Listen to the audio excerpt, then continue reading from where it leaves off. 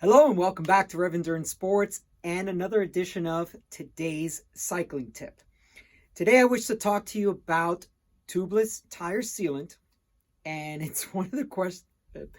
There's a two-part question that I get often.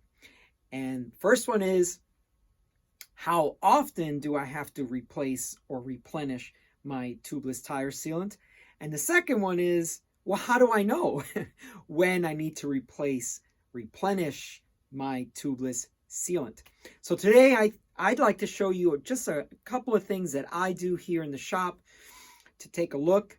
And obviously, in the end, the best thing to do is just break the seal of the tire, look inside there and see what you got. But if you didn't want to do that, or maybe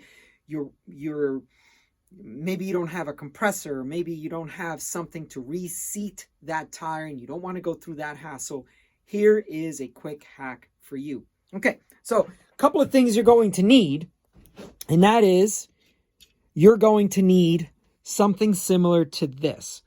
Now, this is a valve core removal tool, and there are other options, but these usually will come with your tubeless valve system, and you have an open end and a box end, and the box end goes onto your valve core.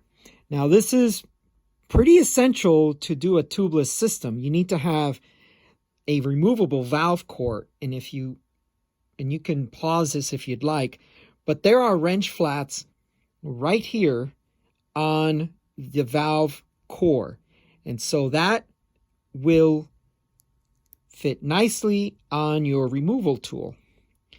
Or what I use here in the shop, I use this, which is a genuine innovations on the trail repair kit. So inside here is the little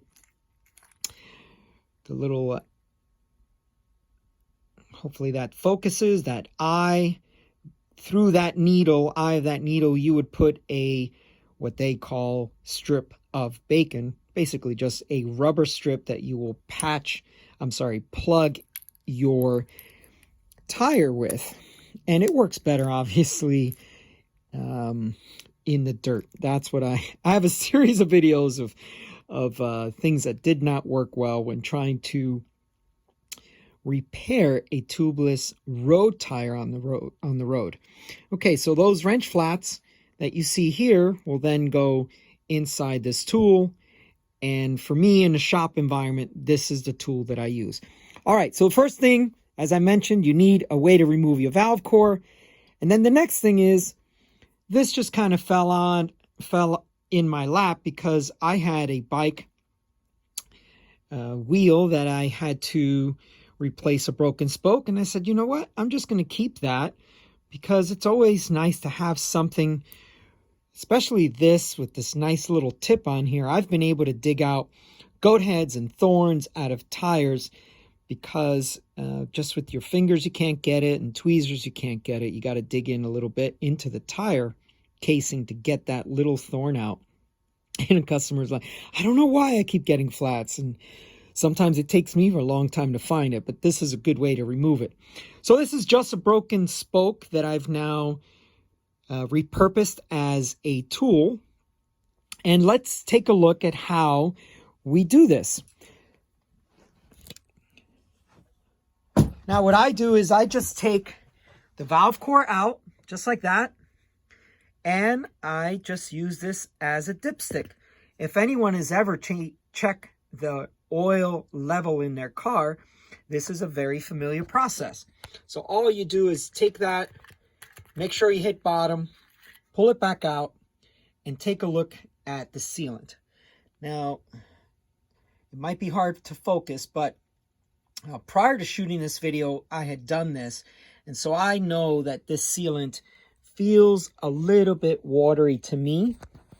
And so what I've done is taken the sealant in my fingers and just kind of moved it around just to see what it felt like, just to see what kind of consistency that had. and I found this to be a little watery. So we're going to replace, or I should say replenish.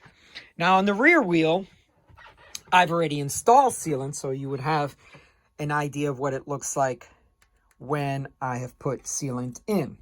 So again, just put that spoke in there and let it hit bottom. And then there is our new sealant that was installed, and it's a pretty good level now. And I'm sorry if that's not focusing, but let me see if I can get that a little bit better with my fingers behind it. So now this feels a lot better. And the thing about stands that I've noticed is it goes from a nice white milky color to an opaque watery color, and that's when I know it needs to get replaced. Normally I can just replenish. So if you have a way to get that dipstick process going, that is the best and easiest way without having it. I mean, you don't even have to take the wheels off of the bike. You can see that that's how I did it here. Just take the valve core out, put your dipstick in there, check it, check the consistency, the viscosity of that sealant. And if it's watery, you may want to replace it, but most of the time we just replenish. We just keep putting more sealant in there, and eventually you'll have to get rid of the tire anyway. So it's not that big of a deal if you have some old sealant in there. Okay, anyway, that's today's cycling tip. Please like and subscribe, and we'll see you up the road.